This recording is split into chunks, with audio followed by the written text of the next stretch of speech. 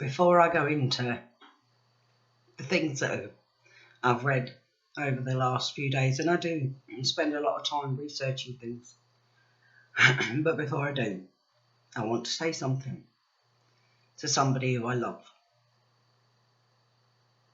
who's just lost her husband after many, many years of looking after him. And I know she's hurting, and I wish I could take her hurt, and I can't, and it hurts me that I can't take her hurt for her, but I know I can't. But she knows where I am, she knows where to find me, she knows that I think about her every day. To another friend of mine who has been trolled relentlessly for the last 3 years and gets no letter from them. And I hear sometimes how much, not they hurt her, because they don't hurt her, but the things that they say are so repulsive, it would be impossible for it not to have some effect. And I would love to take away every pain she feels, and I can't. And that hurts me too. To the girl who was raped by hundreds,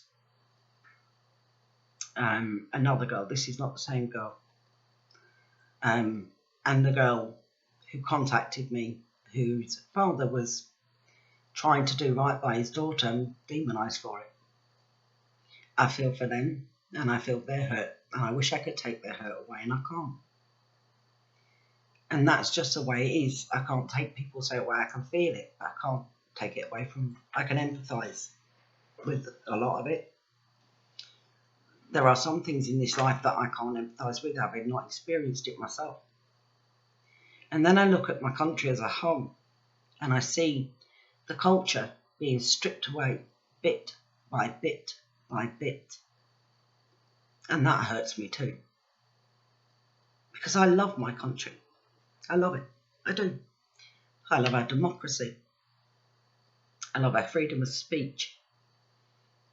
I love our slightly warped sense of humour that we have. I love the fact that in times of adversity, we find laughter. It's what we do. It's a coping mechanism that the English and the British have had for a very long time. So do I love everything about my country? Yeah, I do. I do. And to see our politicians sell it out so cheaply to the EU kills me. Because what it means is they have never been in the position where you and I are. They've never sat when you've had nothing with people that also have nothing and shared that common thing. And in between trying to struggle enough money to feed each other, have sat and laughed so much that their ribs ache. And that's very much an English-British thing. It's what we do. In the times when it's hard, we find laughter. We've always done it. And that's one of the things I love about this amazing, amazing country. But then I see things that sadden me. Now, I spoke to a chap the other day who is a self-proclaimed leftist, and that's fine. And we found common ground, things that we agreed on. We didn't disagree on everything. And having spoke to me a little bit, I think he realised that I'm not about hating at all. Far from it. And that's good, because that's a barrier broke down. And that's the people we need to be talking to. Because when you talk to each other, then, and only then, will you all stand together against, to me, what is a tyranny. See, I couldn't even say the word. That's how tired I am. That this government is forcing onto this country.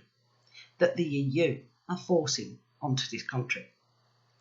I'm watching pensioners struggle to survive while we send out billions in foreign aid. Old people barely able to afford to get a little bit of shopping in to feed themselves while you send billions in aid. A monetary system that's failing.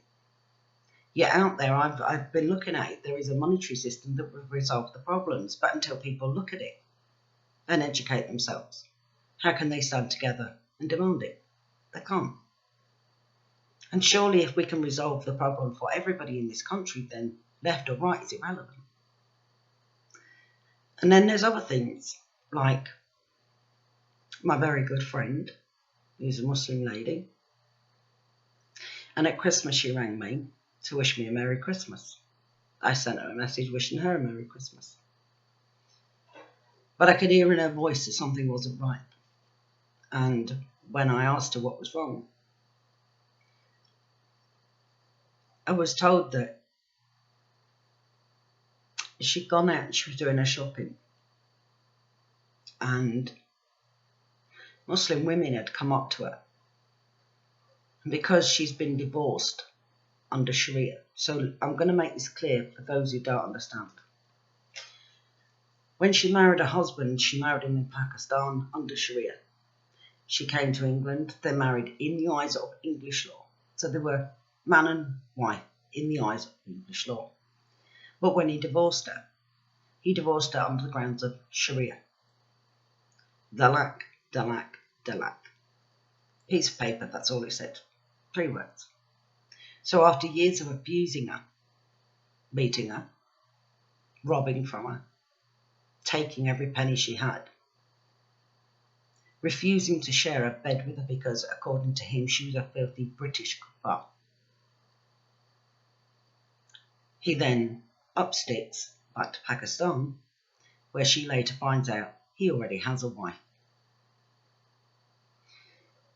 And now she's left in limbo, because as a woman who's not divorced, in the eyes of English law, she can't meet a man, fall in love, get married and have children. So he robbed her of that too. Yet Muslim women are telling her that because of the shame that she carries as a divorced woman, she should kill herself. How can anybody think it's okay to wish somebody to commit suicide, to kill themselves, because your husband was a bastard that treated you and abused you in such an abhorrent way, but yet she should kill herself?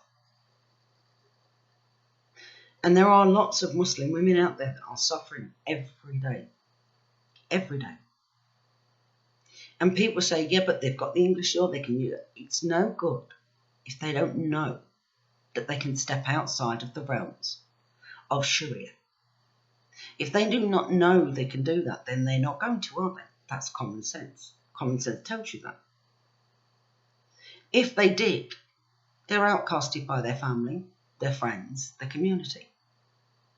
And then you've got those on the far right, who I have no time for, who equally will then turn around and try to hate them because they're Muslim. So they lose every way then. Is that what we're about? We are a tolerant country. We are. We are a forgiving country. We always have been. Have we made mistakes in our history? Of course we have. So has every country. So we have things out there that we could use, and these women need the support that we can give them. Stop hating them and let's help them. When you show them that they can have independence, these are women that don't know anything outside of their own front door. They do not understand the difference that actually in this country to be an independent woman is a powerful thing and a good thing. And we should be empowering those women. And we should be getting them to stand with us against the dictatorship of Muslim men. And again, I will reiterate, not every Muslim man dictates to his wife. But we cannot pretend that it doesn't happen. And again, I've just opened up an article. And again, our government are saying that if a man has 4 Sharia wives, that he can claim benefits for her. No. No. And again, no. In this country, the law of this land, 1 wife, legal. 2 wives, bigamy, imprisonable. So you want to imprison the people of this country that commit bigamy, but pay those that are Muslim, that take multiple wives? No.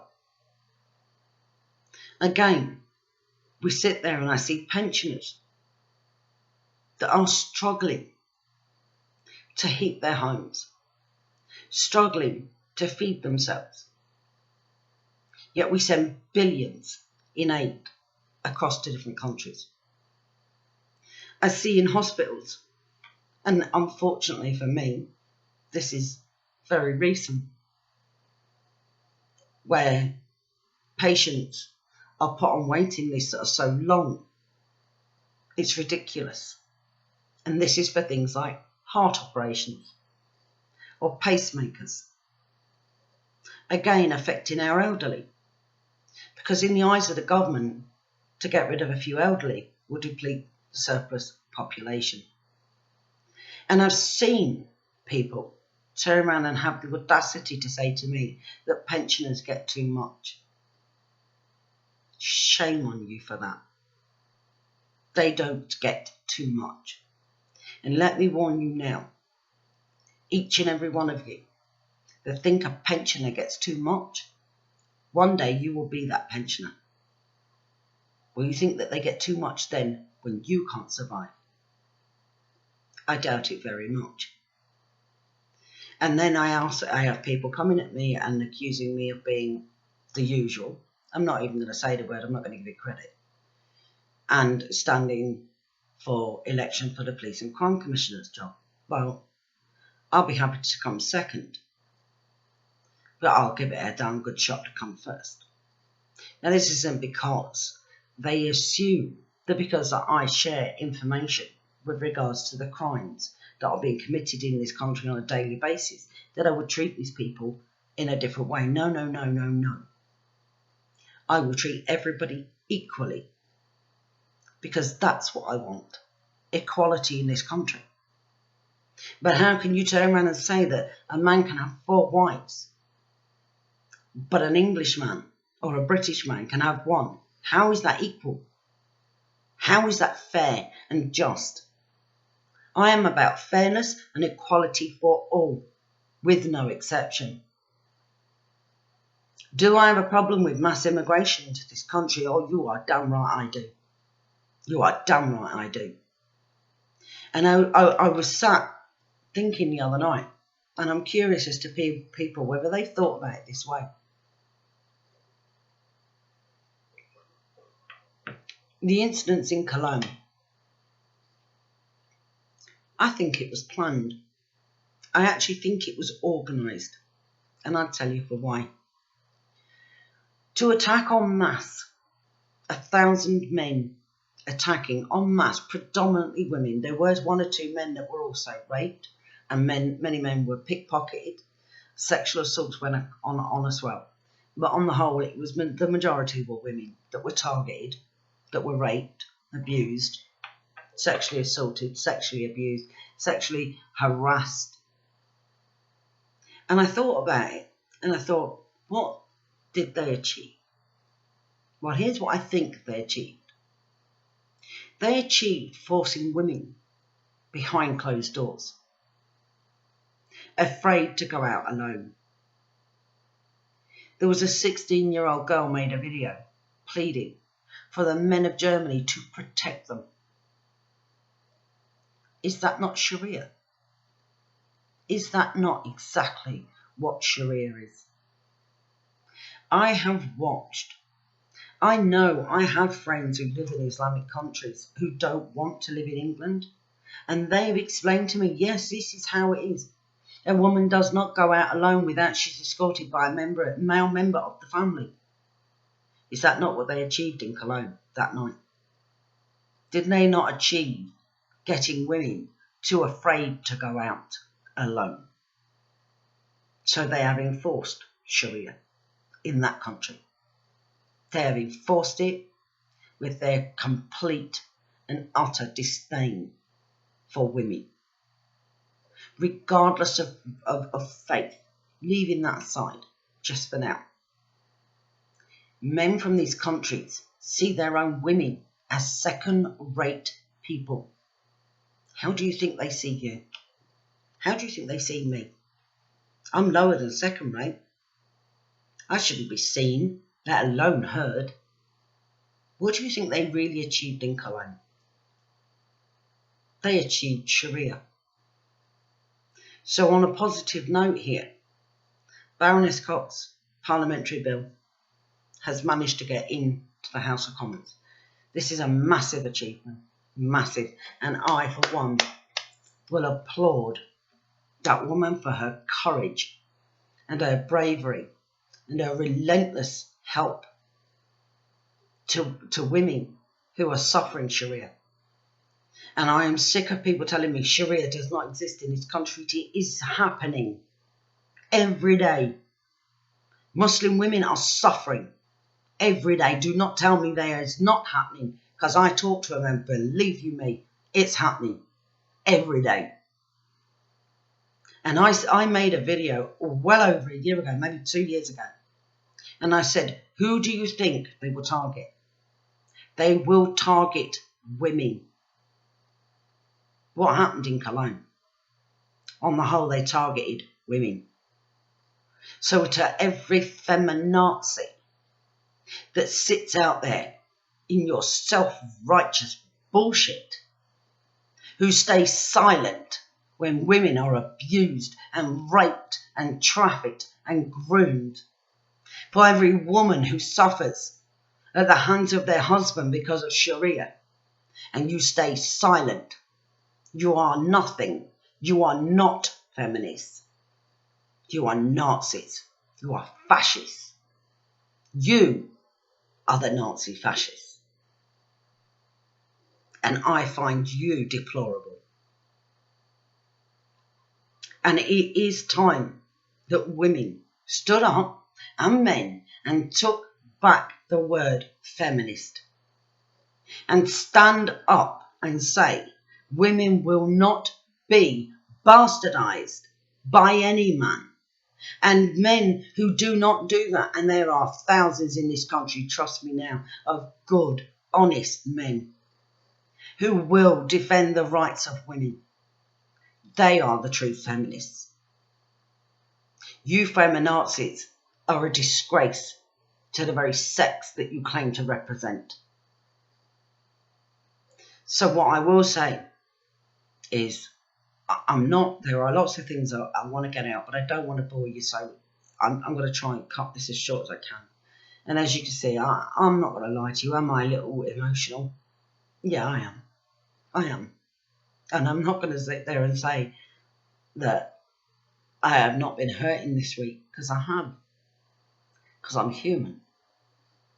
I'm a human being. And I believe in humanity. But do I think that it's humanity when you are letting a rape culture en masse invade the very countries where we reside? I think it's cultural genocide. You are destroying everything that we of this country and people of Germany have worked so hard to preserve. So if you really want to make a difference, start digging out your history and looking for reason to be very proud of your countries. And start posting them out. Go and find pictures of William Wilberforce and the suffragettes. Go find Dick Turpin or Swift Nick Robinson and educate people as to who they were. Why it's important to hold on to our history and our culture. Why it is important to not allow politicians, the elite, to destroy what we have all stood and fought so hard to keep. So whilst it's all a little bit hit and miss, and I'm really sorry about that, please don't give me negativity under this. Give me positivity. Tell me, why are you proud? Whether you are German, Canadian, Australian, American, English, British, Scottish, Welsh, I don't care. Don't come underneath here and go, oh, Islam, Islam. Don't want to hear that. Tell me what you're proud of. Find a link in history and put that link underneath here. Let's tell people what we are proud of. Isn't that what we should be doing? So for now, everybody, have a cracking Sunday, and I'll speak to you all real soon. Bye.